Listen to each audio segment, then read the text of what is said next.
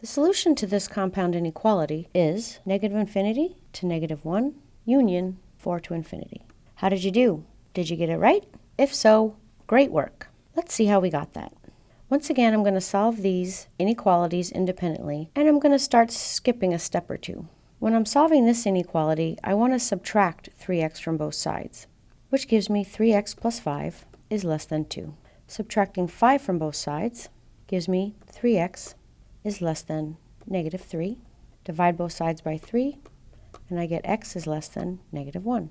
When I solve this inequality, I'm going to skip the steps where I'm showing what I'm adding or subtracting to each side of the equation. In other words, here I want to subtract x from both sides.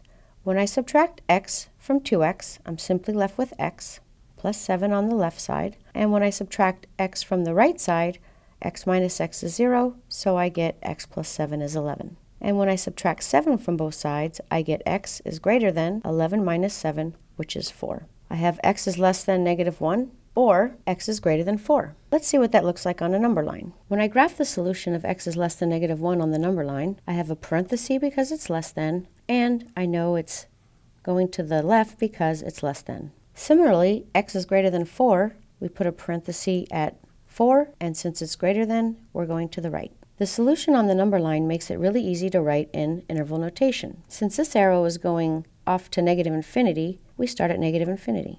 And we have to stop at negative 1. Since it's an OR, we have a union, and then we start up again at 4, and the arrow is going to positive infinity. Let's go ahead and try one more compound inequality.